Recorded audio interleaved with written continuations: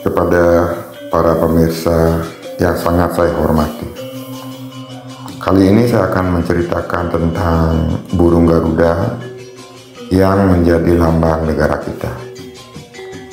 Jika kita tanyakan kepada anak bangsa, apakah lambang negara kita? Tentunya dengan mudah mereka akan menjawab burung Garuda. Tapi jika ditanyakan lagi, apa yang menjadi alasan burung Garuda dipilih untuk menjadi lambang negara kita? Pastinya akan ada beberapa jawaban seperti Garuda adalah raja burung, Garuda paling besar, atau yang lainnya. Namun menurut saya, pemimpin negara kita pastinya memiliki pedoman dan filosofi yang tinggi, sehingga akhirnya memilih burung Garuda sebagai lambang negara kita. Untuk itu, saya akan berusaha mengupas dasar filosofinya, yang mungkin menjadi salah satu rujukan dan alasan, maka akan saya ambil dari kitab Adiparwa. Dimulai dengan siapakah burung Garuda? Burung Garuda merupakan putra dari Begawan Kasyapa. Siapa Begawan Kasyapa? Begawan Kasyapa adalah anak dari Begawan Maharishi dan cucu dari Dewa Brahma. Lalu Begawan Daksa memberikan 14 remaja putri kepada Begawan Kasyapa sebagai istri beliau, yang mana akhirnya melahirkan putra yang merupakan makhluk yang ada di alam hingga sekarang ini. Diantaranya adalah Sang Aditi berputra 12 Surya, Sang Diti berputra Detya, Sang Danu melahirkan Denawa, Sang Parwa berputra Gandharva, Sang Aristi berputra Widyadara, Sang Anayusa berputra Asura, Sang Kasa berputra Raksasa, Sang Surabi berputra Eka Dasaludra dan Lembu, Sang Tambra berputra segala jenis pepohonan yang ada di alam ini, Sang Meragi berputra Pisaca, Gana, Buta, Kumbanda, Putana, dan lain sebagainya. Sang Krodawasa berputra 10 perempuan. Sedangkan yang lainnya ada Sang Ira berputra Gajah Erawana. Dan sebelum diberikan 14 istri ini, juga beliau sudah memiliki seorang istri yang diberikan oleh Begawan Pulaha, yaitu Saramu, yang akhirnya berputra segala jenis binatang, yang semua diberikan nama Aswi. Nah, sedangkan Sang Kadru dan Sang Winata tidak memiliki putra. Artinya dari semua istri-istri sudah memiliki putra, sedangkan Sang Kadru belum memiliki putra, begitu juga Sang Winata. Dan bisa dikatakan yang saya sebutkan tadi di atas adalah merupakan nantinya saudara daripada Garuda. Artinya Garuda memiliki saudara tiri yang sangat banyak. Nah, karena istri yang lain sudah memiliki putra, sedangkan Sang Kadru dan Sang Winata belum juga memiliki putra, akhirnya beliau berdua berinisiatif menghadap kepada suaminya, yaitu Begawan Kasyapa. Saat itu Sang Kadru memohon agar memiliki 1000 anak. Lalu diberikanlah Sang Kadru 1000 telur oleh Begawan Kasyapa, yang akhirnya nantinya menetas menjadi 1000 naga. Di antaranya ada naga Basuki, naga Anantabongga, naga Taksaka, dan naga-naga lainnya. Sedangkan Sang Winata, beliau hanya meminta 2 putra saja, tetapi agar kesaktiannya mengalahkan kesaktian dari anak Sang Kadru, dan diberikanlah Sang Winata 2 butir telur. Nah, Telur sang kadru menetas setelah 500 tahun, lama sekali, 500 tahun.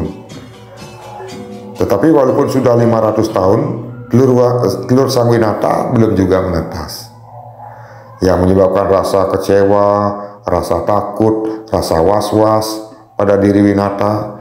Jika telur itu tidak menetas dan tidak berputra, akhirnya dipecahlah satu butir telur oleh sang Winata, dan muncullah seorang putra. Namun tubuhnya belum sempurna, belum memiliki kaki, menyebabkan marah putranya karena dipaksa lahir belum waktunya. Sehingga sang putra mengutuk ibunya, yaitu kutukannya bahwa ibunya akan menjadi pembantu atau menjadi hamba sang kadru, karena ibunya terlalu merasa ketakutan dikalahkan oleh sang kadru, sehingga belum saatnya sudah memecah telur yang seharusnya belum menetas. Dan anaknya ini yang lahir cacat lah, yang lahir cacat tidak sempurna, bernama Sang Aruna, dan akhirnya menjadi kusir Dewa Surya. Dan Sang Aruna sudah memberikan pesan pada ibunya agar jangan lagi mengulangi perbuatan seperti sebelumnya, menetaskan telur atau memecahkan telur belum saat waktunya untuk lahir. Dan apa yang menjadi kutukan Sang Aruna memang benar terjadi saat sang Winata kalah taruhan dengan sang kadru mengenai warna kuda, yaitu sang Uci Srawu, yang muncul di saat pemutaran Gunung Mandara, karena juga disebabkan oleh kecurangan dari sang kadru, di mana sang Winata sudah mengetahui bahwa warna kuda adalah putih, keseluruhan berwarna putih, tapi sang kadru mengatakan ekornya hitam. Dan akhirnya anak-anaknya sang naga mengatakan bahwa ibunya salah, dan sang kadru meminta kepada anaknya agar menggigit, memberikan bisa ular kepada ekor sang Uci Srawu sehingga akhirnya berwarna hitam. Dan ketika dibuktikan oleh mereka berdua, kalahlah sang Winata, karena kenyataannya saat dilihat berdua, warna ekor daripada kuda itu adalah hitam. Semenjak itu sang Winata menjadi pembantu daripada sang kadru. Ketika telur yang satunya menetas, lahirlah sang Garuda. Nah, saat ini kita akan bercerita tentang sang Garuda. Namun saat beliau lahir tidak ada ibunya di sana, karena sedang bekerja sebagai pembantu, yaitu di rumah sang kadru. Kelahiran sang Garuda ini sungguh sangat luar biasa. Saat lahir beliau mengeluarkan sinar bagaikan api yang menyala di angkasa, menyebabkan terang benderang, dan tiga alam pun menjadi terang, hingga para dewa menjadi ketakutan, menyangka dunia ini akan terbakar dan akan terjadi kiamat. Sehingga para dewa bertanya kepada Dewa Api, apakah akan membakar tiga dunia saat ini? Kemudian Dewa Api menjelaskan, itu bukan sinar dari dirinya, itu adalah sinar dari sang Garuda yang memiliki sinar yang sama dengan dirinya. Akhirnya para dewa menjadi sedikit lega, tidak ketakutan lagi akan terjadi kiamat. Akhirnya mendekati sang Garuda dan memberi salam hormat kepada sang Garuda. Sedang para dewa mengakui jika Garuda adalah bagaikan seorang resi, adalah sebagai makhluk suci, Patagiswara, raja dari segala yang terbang, dan memiliki sinar bagaikan matahari. Dan para dewa pun saat itu memohon agar sang Garuda memberikan perlindungan kepada para dewa, karena mengetahui Garuda adalah makhluk yang sangat sakti. Nah, akhirnya sang Garuda mencari ibunya. Kemudian sang Garuda disuruh juga menjadi hamba atau pembantu dari sang kadru, karena jika ibunya adalah seorang pembantu, anaknya pun harus menjadi seorang pembantu, karena tidak boleh melawan majikan. Nah, akhirnya beliau diperintahkan agar mengasuh atau menjaga dari anak sang kadru, yaitu 1000 ekor naga. betapa lelahnya Sang Garuda menjaga 1000 naga ini, karena yang namanya ular atau naga tentunya tidak akan bermain di satu tempat. Dia bisa ke sana kemari, ke sana kemari, yang menyebabkan sangat kelelahan Sang Garuda setiap menjaga atau mengasuh daripada anak Sang Kadri, yaitu 1000 naga tersebut. Sehingga dengan begitu naga pun akhirnya Sang Garuda pun bertanya pada ibunya, "Ibu, kenapa kita kok harus menjadi pembantu Sang Kadru? Dan kenapa saya harus begitu lelahnya menjaga mereka?" Kemudian pertanyaan itu dijawab oleh Sang Winata. Karena ibu adalah pembantu dari Sang Kadru, karena ibu kalah dalam taruhan. Dan sebagai seorang abdi kita harus mengabdi dengan baik, begitu kata ibunya. Terus Garuda bertanya, apakah tidak ada hal yang bisa membebaskan ibu agar tidak menjadi pembantu di sini, kata Garuda. Dan ibunya menjelaskan, ya kalau engkau anakku berkeinginan untuk membebaskan diri ibu, kau tanyakanlah pada naga apa yang akan mereka minta sebagai penebusan ibu. Dan akhirnya Sang Garuda bertanya kepada naga agar bisa membebaskan ibunya. Dan Sang Naga memberikan syarat agar Sang Garuda bisa memberikan tirta amerta kamandalu, yang adalah tirta abadi yang menyebabkan kehidupan itu menjadi abadi. Tentu saja disetujui oleh Sang Garuda semata-mata bertujuan untuk agar bisa membebaskan ibunya. Tapi hal ini tidak akan saya jelaskan agar cerita tidak menjadi terlalu panjang. Lebih baik saya akan jelaskan saja tentang bagaimana dan seperti apa Garuda itu. Salah satunya, seberapa besar sih Garuda itu dan seberapa kuat. Di dalam kitab Adiparwa dijelaskan seberapa besarnya Garuda tidak dijelaskan secara pasti.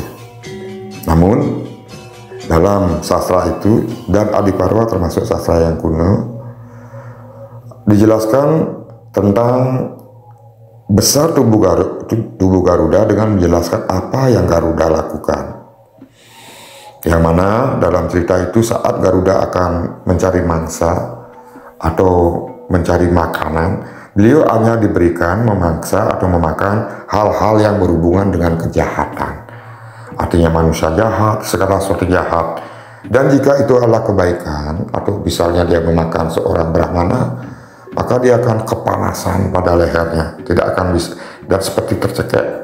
Artinya Garuda hanya boleh memakan segala sesuatu yang menyebabkan petaka atau hal buruk yang ada di dunia ini. Ketika dia hendak memangsa pemburu yang selalu berburu di sebuah pulau, Garuda hanya perlu mengebaskan sayapnya sehingga terjadi seperti badai. Kemudian dia membuka mulutnya dan terlihat seperti gua karena saking besarnya, sehingga para pemburu itu karena ada badai ingin bersembunyi di dalam gua. Tapi yang sebenarnya dia masuki adalah leher daripada Sang Garuda, yaitu paruh dan leher Sang Garuda. Dan saat itu juga ada keluarga Brahmana yang ketakutan beserta istri dan anaknya juga ikut masuk ke dalam leher Sang Garuda, dan semua itu tertelan. Tapi kemudian Sang Garuda merasa lehernya menjadi panas. Nah, itu menandakan seperti nasihat ibunya bahwa ada hal suci yang dia telan. Dan akhirnya sang pemburu jahat dicerna oleh tubuhnya, sedangkan kebaikan akan tetap utuh di dalam dirinya, dan dikeluarkanlah keluarga Brahmana itu dalam keadaan hidup oleh Sang Garuda. Itu menunjukkan besar daripada Garuda. Namun bukan itu saja.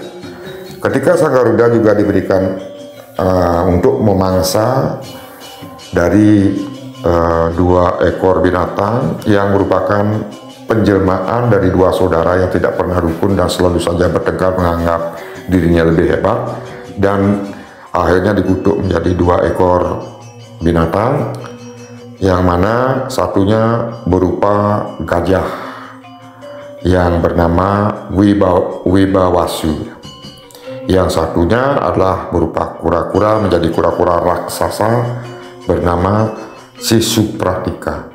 Dan walaupun mereka sudah berubah bentuk, mereka tiada henti, selalu bertengkar sehingga menyebabkan bumi dunia ini menjadi goncang dari pertengkaran mereka berdua. Karena itulah Garuda diizinkan untuk memangsa mereka berdua yang selalu berbuat keonaran. Dan seberapa tinggi kura-kura raksasa itu, dalam sastra disebutkan telung yojana atau 3 yojana, dan lingkaran badannya adalah 10 yojana. Sedangkan gajah tingginya 6 yojana dan panjangnya 12 yojana. Nah, yojana ini adalah hitungan dalam bahasa Sanskerta. Namun belum setiap zaman kata yojana ini memiliki sedikit perbedaan sehingga tidak bisa dipastikan secara pasti. Ada yang mengatakan yojana sama dengan 5 sampai 10 km. Ada yang menyatakan satu yojana adalah 18 km. Ada juga yang sastra yang menyatakan satu yojana adalah 7,5 mil. Tapi kalau kita bayangkan, walaupun ada perbedaan, itu bukanlah jarak atau besar yang kecil. Nah, saat akan dimaksa, gajah dan kura-kura raksasa ini dicengkeram oleh sang Garuda, oleh cakar berada di cakar di kakinya. Kemudian Garuda menerbangkannya di angkasa. Akhirnya Garuda hinggap di sebuah pohon yang besar, dan pohon itu besar dahannya adalah 100 yojana. Berapa besarnya pohon itu? Mungkin pohon raksasa. Dan ketika sang Garuda hinggap di sana hendak memangsa gajah kacape, gajah dan kacape ini, tapi pohon itu tidak mampu untuk menahan berat daripada Garuda dan bawaannya, sehingga menyebabkan ranting dahan daripada pohon ini menjadi patah. Dan kalau kita ceritakan kejadian patah itu, banyak cerita yang terjadi, sebab di bawah pohon itu ada Resi Sahasra Wali Kliya, yaitu manusia kerdil yang besarnya sebesar jempol tangan. Dan dari sanalah sebenarnya muncul kenapa dari Garuda itu sendiri, sebab telur Garuda itu juga merupakan hasil daripada puja, meditasi, yoga yang sangat tinggi. Nah, akhirnya sang Garuda tidak bisa memangsa di pohon itu dan pergilah ke sebuah bukit atau gunung untuk memangsa. Jika kita bayangkan gajah dan kura-kura raksasa yang disebutkan di atas bisa diangkat dengan mudah dan dimakan, ditelan oleh sang Garuda, sehingga dari sana kita bisa sedikit membayangkan seberapa besar sih Garuda yang dimaksud dalam cerita Adiparwa. Dan kalau saya lanjutkan lagi, panjang sekali cerita ini. Nah, saya singkatkan saja. Ketika mencari Tirta Kamandalu ini, akhirnya bertemulah dengan Dewa Wisnu. Dan dengan kecerdasan Dewa Wisnu, bukan melalui sebuah peperangan atau pertempuran, tapi Dewa Wisnu menggunakan kecerdasan beliau untuk menghadapi makhluk sakti ini, yang menyebabkan Garuda harus tunduk kepada beliau dan harus bersedia menjadi tunggangan Dewa Wisnu. Artinya, para pemimpin kita zaman dahulu tidak sembarangan memilih lambang negara, bukannya hanya karena didasarkan melihat burung Garuda yang besar, melihat ada tiba-tiba burung Garuda terbang di angkasa, atau karena dari semua burung Garuda yang paling besar, bukan. Tapi pastinya beliau memiliki sebuah filosofi yang tinggi yang berhubungan dengan Nusantara. Artinya Adiparwa inilah kitab yang dimiliki oleh Nusantara. Artinya zaman ketika masih disebut dengan atau keberadaan Nusantara zaman lampau. Dan itu mungkin banyak lagi kitab yang lain yang menceritakan tentang Garuda. Namun saya hanya mengambil ini saja dulu yang langsung berhubungan dengan budaya kita, yaitu budaya Nusantara, cerita Nusantara yang dikarang oleh orang-orang Nusantara yang akhirnya mungkin menjadi pedoman dalam mengambil sebagai lambang negara Republik Indonesia. Dan Seandainya ada salah dari apa yang saya katakan, ada mungkin terlalu berlebihan atau kurang, apalagi memang tidak benar, saya benar-benar memohon maaf. Bukan ada maksud apapun selain hanya ingin berbagi tentang apa yang pernah saya baca agar bisa diketahui oleh banyak orang, dan seandainya memang benar ada yang kurang, salah dan sebagainya, mohon nanti diberikan masukan sehingga kita semua akan bisa menemukan sebuah kebenaran dari sebuah cerita ataupun dari sebuah buku ataupun kitab. Dan untuk itu saya ucapkan banyak-banyak terima kasih. Sukses.